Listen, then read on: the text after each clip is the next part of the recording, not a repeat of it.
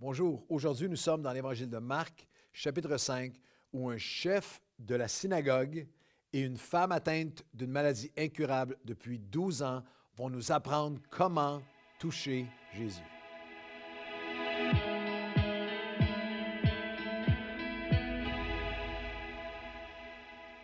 Bonjour à tous et bienvenue à votre café matinal. Nous sommes dans l'Évangile de Marc, chapitre 5, qui est un chapitre rempli d'actes miraculeux, de Jésus qui manifeste sa puissance de délivrance, de guérison multiple. C'est un chapitre qui foisonne d'actions surnaturelles. Un chapitre qui doit nous rappeler, on va lire des extraits de ce chapitre en nous rappelant que la parole de Dieu déclare que Jésus-Christ est le même hier, aujourd'hui et éternellement.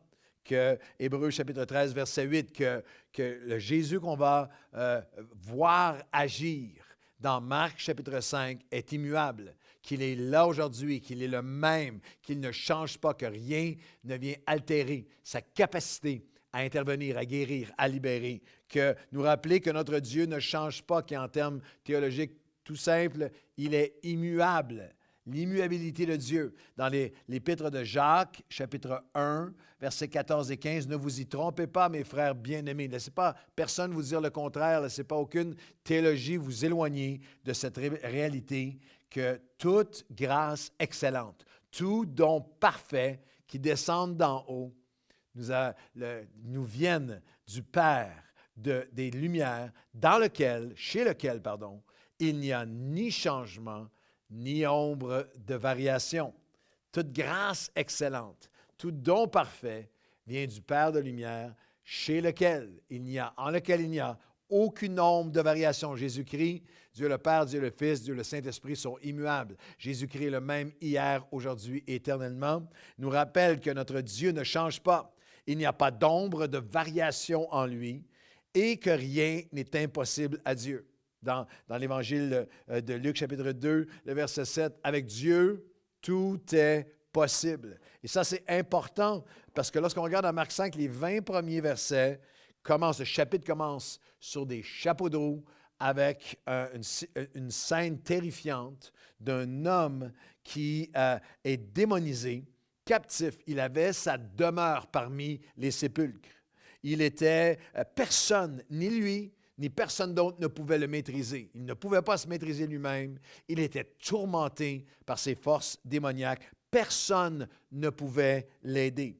Et le verset 5 est tellement rempli il est pathétique. Le verset 5 nous remplit d'émotions, de compassion, parce qu'il est bien réel encore dans la vie de plusieurs aujourd'hui. Le verset 5 nous dit en quelques mots, il était sans cesse, chaque jour, à se faire du mal. Puis il y a des gens autour de nous qui sont sans cesse, chaque jour, à se détruire, à se faire du mal, une dépendance, une captivité, un lien qui est de source démoniaque. Vous savez, lorsque Jésus a confronté le démon à l'intérieur de cet homme a la force démoniaque à l'intérieur de lui, il était tellement tourmenté sous l'influence des ténèbres, de forces démoniaques, que le démon à l'intérieur de lui s'est nommé Légion. Ce n'était pas un prénom, ce n'était pas le nom de cet homme, c'est un mot utilisé, très connu à l'époque, pour décrire un escadron, un bataillon de l'armée romaine de 5400 soldats. C'était en fait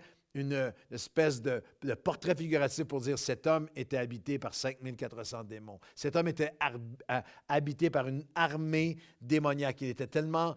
et un verset magnifique, c'est le verset 6, nous dit « Mais, malgré tout cet état qui semblait incurable, qui semblait absolument irrémédiable, un cas qui est irréversible. » Mais au verset 6, « Ayant vu Jésus de loin, il accourut et se prosterna devant lui. Et quel que soit l'état de votre âme, de votre cœur, quel que soit le niveau de dépendance ou de captivité, quel que soit que vous connaissiez cette personne avec les 5400 liens sur sa vie, vous pouvez encore, même si vous êtes si loin, Chacun peut venir se prosterner au pied de Jésus. Le texte se termine avec le verset 20 qui nous dit que, même le verset 15 qui nous dit, Marc 5, 15, que Jésus a porté la délivrance, l'a libéré. Ils vinrent auprès de Jésus et ils virent le démoniaque, l'homme qui avait été sous l'emprise de celui qui avait eu la légion, était assis, vêtu, dans son bon sens. Et au verset 20, il s'en alla et se mit à publier dans les 10 villes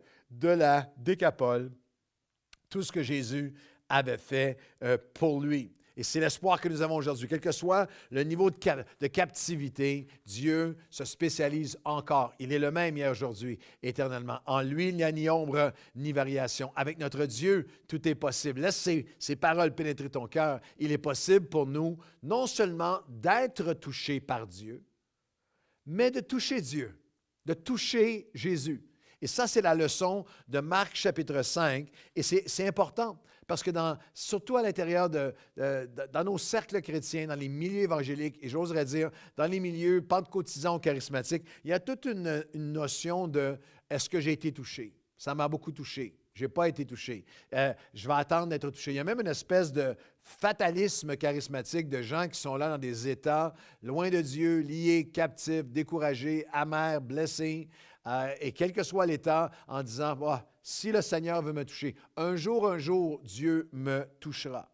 Mais il est possible d'être en contact avec Dieu, d'être en contact avec Jésus, d'être dans la présence de Jésus, avec le peuple de Jésus, d'entendre la parole de Jésus et de ne pas vraiment le toucher.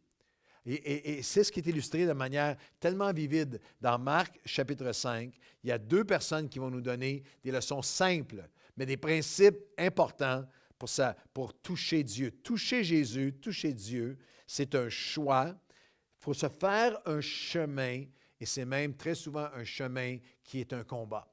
Et là, on a toujours dans Marc chapitre 5, au verset 21, Jésus dans la barque regagna de l'autre rive où une grande foule s'assembla auprès de lui, il était au bord de la mer, et vint un des chefs de la synagogue, nommé Jairus, qui l'avait aperçu, se jeta à ses pieds, lui adressa avec instance cette prière. « Ma fille est aux extrémités, elle est mourante. Viens, impose-lui les mains afin qu'elle soit sauvée et qu'elle vive. » Nous commençons avec le choix d'un chef de la synagogue qui dit « J'en ai assez du religieux, du rituel, de la liturgie. » Un chef de synagogue était depuis des décennies ancré, était là, planté dans la liturgie, la doctrine, les prières répétées, le rituel stérile. Mais là, il y a un besoin, sa fille est mourante, et il vient littéralement se prosterner. Nous le lisons sans en comprendre toute la signification. Croyez-moi, lorsque le chef de la synagogue vient et se jette aux pieds de Jésus, se prosterne aux pieds de Jésus, il y a un ouf, il y a un frisson, il y a un cri d'étonnement parmi la foule. Cet homme est arrivé au bout du religieux. Est-ce que vous êtes arrivé au bout du religieux? Au bout du juste, la liturgie, les prières répétées, le rituel. Là, il y a un besoin réel. J'ai besoin du miraculeux. Il se jette au pied de Jésus. Permettez-moi de vous dire que ça, c'est en fait nouvelle vie depuis 28 ans.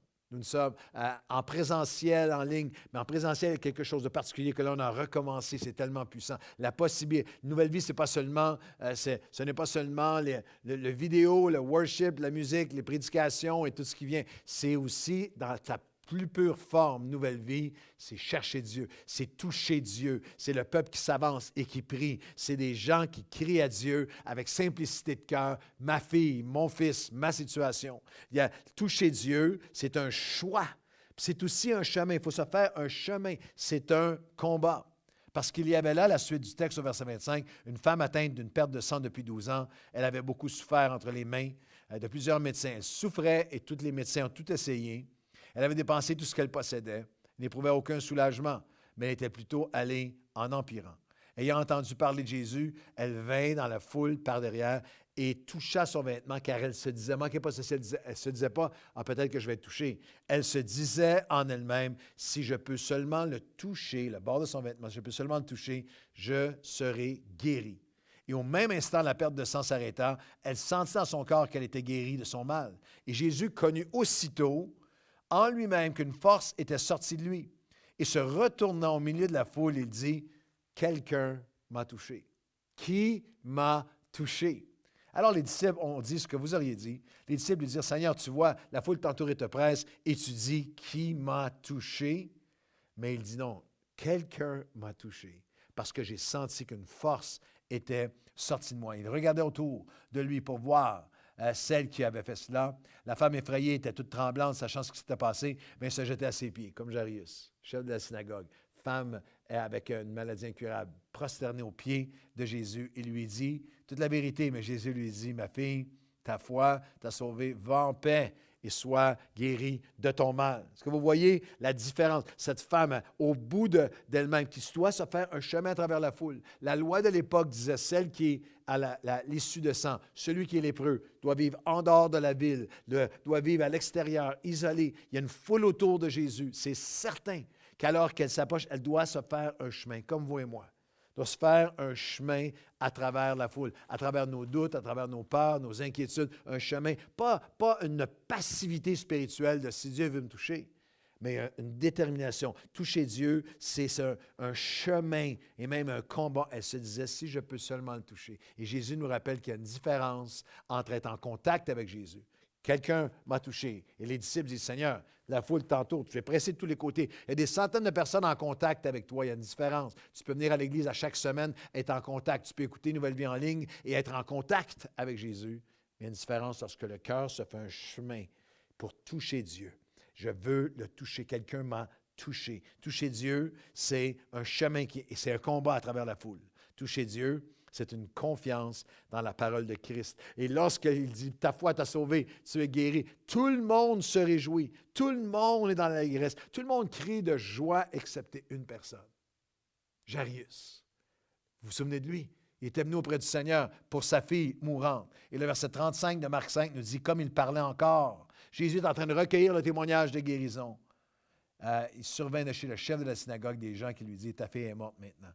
Ne dérange plus le maître. Mais Jésus, sans tenir compte de ces paroles, dit au chef de la synagogue, ne crains pas, crois seulement. Et c'est le deuxième secret, c'est la deuxième dynamique de toucher Dieu. C'est non seulement un choix, un chemin, qui est même un combat à travers la foule. Toucher Dieu, c'est une confiance ultime de cœur dans la parole de Christ. Tout le monde célèbre, excepté Jairus. Qu'est-ce qui va m'arriver?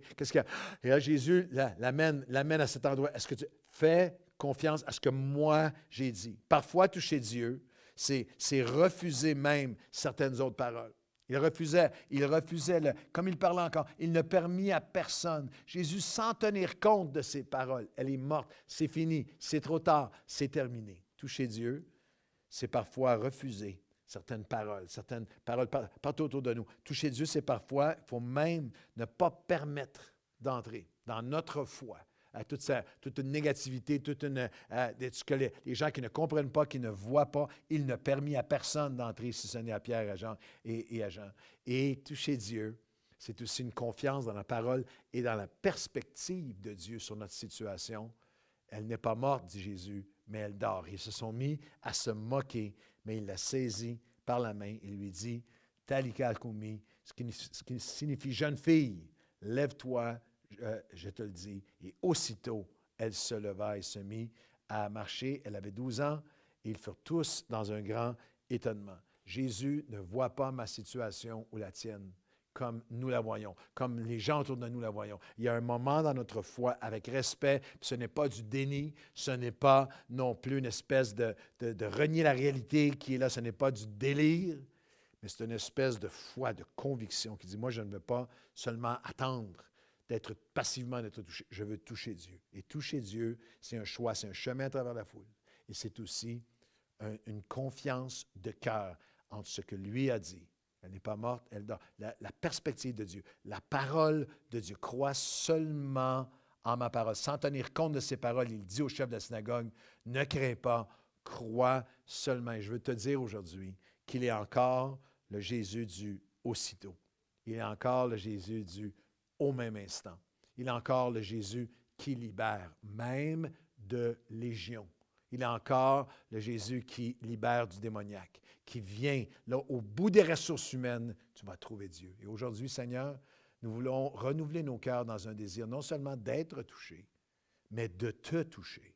de nous faire un chemin à travers la foule. Je ne veux pas venir à l'Église, je ne veux pas regarder une émission, regarder Nouvelle Vie chez vous, regarder une prédication ou une réunion, simplement, passivement, voyant si je vais être touché.